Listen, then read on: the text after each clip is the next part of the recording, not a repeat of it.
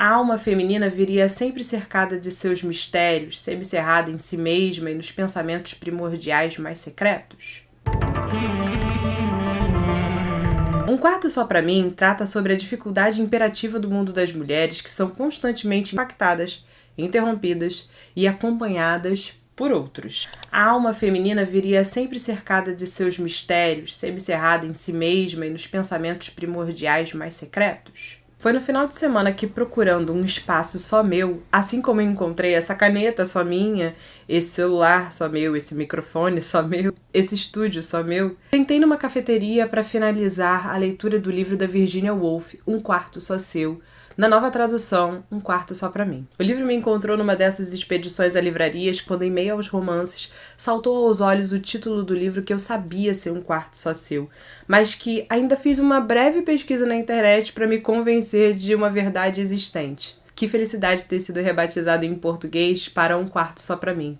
Muito íntimo. O livro, inclusive, me encontrou em boa hora. Na minha mente, rodava ainda um discurso enxuto e tímido de como os outros poderiam atrapalhar a forma como eu escrevia na minha vida acadêmica. Ali mesmo eu comecei a ler as palavras da Virginia e me imaginei como ela, lendo e escrevendo à beira da janela, admirando os passantes em suas vidas simplórias. A Virginia tinha razão em muitas coisas. E até mesmo me fez refletir, quando na cafeteria, sobre um grupo de mulheres que domingo pela manhã havia se reunido para discutir um livro.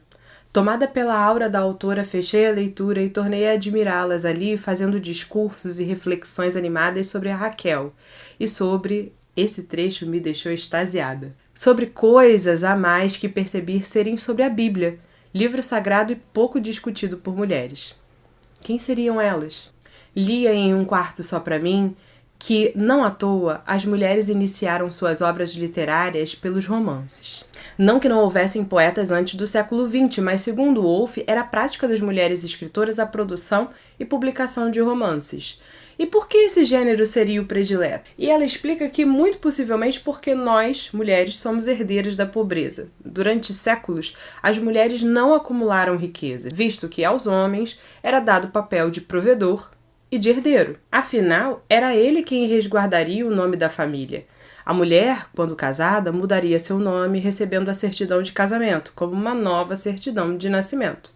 E mesmo quando as mulheres já podiam produzir capital, a elas era dado apenas o trabalho menor remunerado. Da pobreza vem a falta de recursos, e não coincidentemente, a falta de espaço.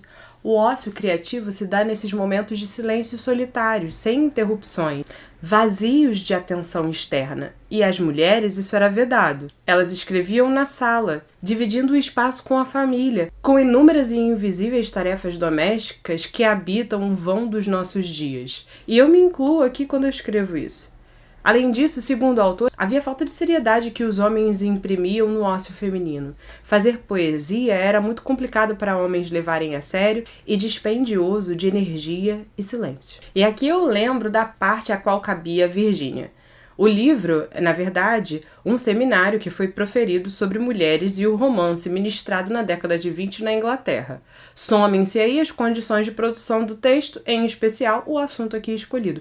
É óbvio que cabem divergências nesse texto sobre as inúmeras realidades das mulheres, sendo elas negras, periféricas ou de diferentes classes sociais. Tão diferente dessa literatura que era produzida, egocêntrica e pregada à época. No entanto, vamos nos ater ao que está no livro, como esse momento de lucidez da Virginia. Virginia traduz tão bem que os romances interrompidos pela sala cheia são entrecortados e costurados em retalhos, como no interior da meticulosa vida íntima da casa.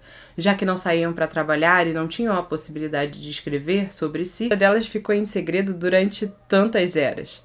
Segundo a autora, quantas histórias maravilhosas ficaram por serem escritas e quantas histórias imprecisas foram publicadas no lugar dessas. Somos nós, mulheres, a geração herdeira dessa cultura, as mulheres da cafeteria e eu.